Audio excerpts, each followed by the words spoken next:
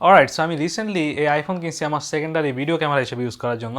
But এরপরে আমি জানলাম যে অ্যান্ড্রয়েডে এখন র ভিডিও করা যায়, যেটা অ্যাকচুয়ালি যথেষ্ট ইমপ্রেসিভ এবং মোটামুটি একটা অ্যাচিভমেন্ট ফোনের ক্ষেত্রে, কারণ এর আগে কোনো ফোনেই র ভিডিও করা যেত না। যদিও র এর প্রচুর ফরম্যাট আছে, সো আমার যেটা দরকার ছিল একেবারে এক্স্যাক্টলি সেটা করা যায় না, এবং এটা প্রসেসটাও ইউজার ফ্রেন্ডলি না। সো আমি প্রথমে চেষ্টা করি আপনাদের কীভাবে এটা কাজ করে প্রসেসটা দেখানোর জন্য, এরপর আমি কিছু স্যাম্পল দেখাবো, তারপরে এটার ভালো খারাপ নিয়ে আলোচনা করা যায়। সো আমি এই জন্য যে অ্যাপটা ইউজ করতেছি সেটা হচ্ছে মোশন ক্যাম প্রো। সেটা একটা নন প্রো ভার্সন আছে এবং এটা যথেষ্ট নতুন অ্যাপ বলা যায়, যেটা মে মাসে আসছে 2022 সালে, এবং এর আগে অনেকদিন বেটা চালু ছিল। সো এটাতে অনেক কিছু করা যায়, I mean night shot, raw photo, bust photo, time lapse. But আমি শুধুমাত্র এটা র ভিডিওর জন্য ইউজ করতেছি, এবং এটা হচ্ছে এই অ্যাপের ইউজার ইন্টারফেস। এখান থেকে হচ্ছে আইএসও শাটার কন্ট্রোল করা যায়, লেন্স কন্ট্রোল করা যায়, তারপর এই মুহূর্তে এটাতে ফোকাস স্পিকিং অন আছে, সেটা অন অফ করা যায়, তারপরে অটো ফোকাস, ম্যানুয়াল ফোকাস, এগুলো কনফিগার করা যায়। প্রায় বেশিরভাগ জিনিস আই মিন ম্যানুয়াল ক্যামেরার মতো অনেক কিছু এখানে কনফিগার করা যায়। আর উপরে এখান থেকে হচ্ছে ফ্রেম রেট, তারপর রেজুলেশন, এগুলো ঠিক করা যায়। সো আমি এই মুহূর্তে এটা 4K-তে ইউজ করতেছি না, কারণ এই ফোন আমার পিক্সেল 6 ফোনটা অ্যাকচুয়ালি খুব বেশি পাওয়ারফুল না র ভিডিও করার জন্য। সো আমি সব ভিডিওগুলো করছি 1440p-তে।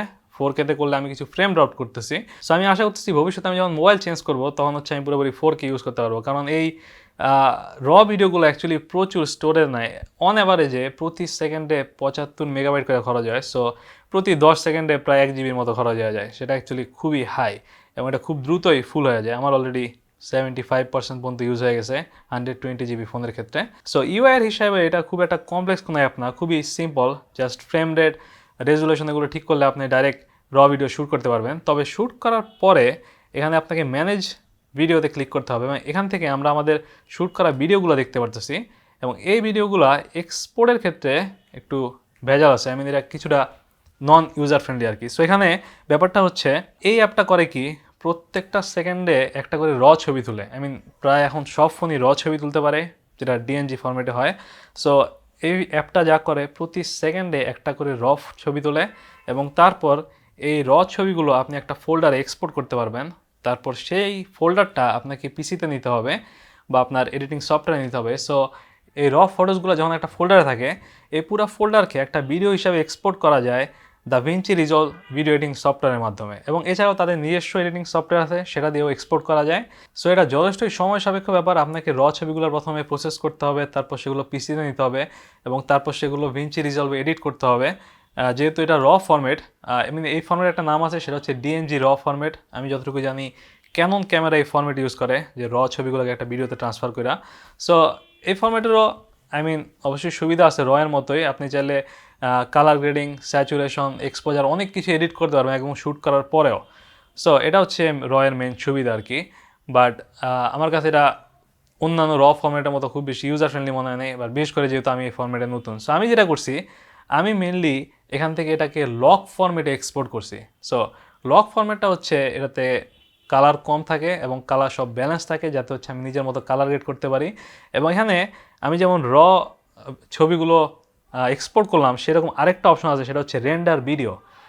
রেন্ডার ডিএনজির পাশে একটা অপশন আছে, সেটা হচ্ছে রেন্ডার ভিডিও, এবং সেটা দিয়ে করে কি তারা, আমি যদি ক্লিক করি এখানে প্রচুর অপশন আছে। একটা হচ্ছে আমরা 8 জিবি হিসাবে এটা এক্সপোর্ট করতে পারবো, অথবা 8 বিট লগ অথবা 10 বিট লগে আমরা এই ভিডিওটা এক্সপোর্ট করতে পারবো। এরপর এখান থেকে আমরা চাইলে কিছু এডিট করতে পারবো, এক্সপোজার, শ্যাডো, যা কিছু আমরা চাই, যেহেতু এটা র ভিডিও। এরপরে আমরা একেবারে নিচে এখানে আমরা কোডার চেঞ্জ করতে পারবো, যেটা H264, 265 অথবা প্রোরেজ, কোনটাতে এটা এক্সপোর্ট হবে।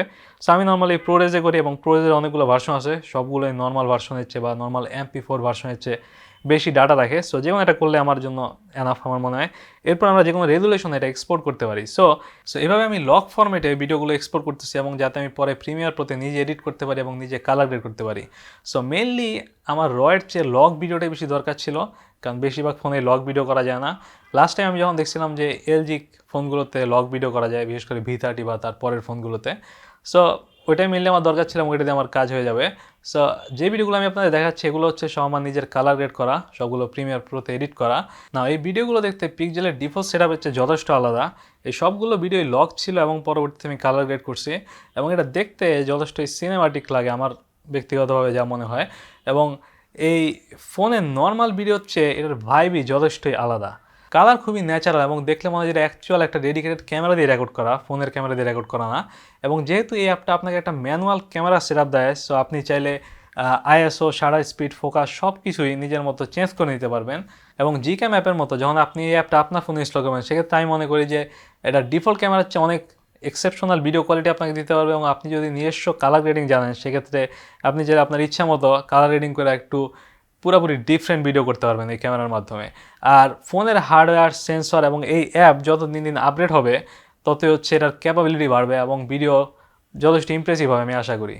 না, আমি যদি এটা অন্য ক্যামেরার সাথে কম্পেয়ার করি, লেটস সে আমি যদি আইফোনের ফুটেজের সাথে কম্পেয়ার করি, সেক্ষেত্রে আপনি একটা মেজর ডিফারেন্স ধরতে পারবেন যেটা কীরকম লাগে। সেক্ষেত্রে আমার মনে হয়েছে যে ফুটেজ যথেষ্টই সিনেম্যাটিক, ডিফারেন্ট এবং কিছুটা ইউনিক লাগে। আর যেহেতু এটা ব্লগ ভিডিও, আপনি চাইলে হাজার রকম ওয়েতে এটা কালার গ্রেড করতে পারবেন, আপনার মতো স্টাইলে তৈরি করতে পারবেন। It's just there is no limit. না, এই প্রসেসের কিছু সমস্যাও আছে।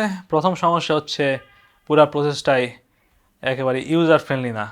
নতুন কারোর জন্য এটা শিখতে কিছুটা সময় লাগতে পারে এবং যথেষ্টই টাইম কনজিউমিং।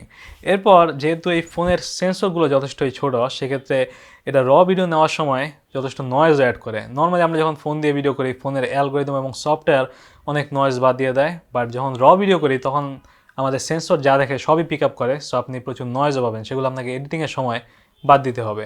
সেম কারণে কিছু লেন্স ফ্লেয়ারও অ্যাড হয়েছে, যেগুলো আমি মেইন ক্যামেরায় ভিডিও করার সময় দেখি না। বাট এছাড়াও আমি কিছু উল্টাপাল্টা আর্টিফেক্টও দেখছি, বিশেষ করে যখন ফোন কিছুটা ভাইব্রেট করে তখন হচ্ছে এই সমস্যাগুলো হয়। আমার মনে হয় এটা যদি গেম বলে থাকে, সেক্ষেত্রে এই সমস্যাগুলো হবে না।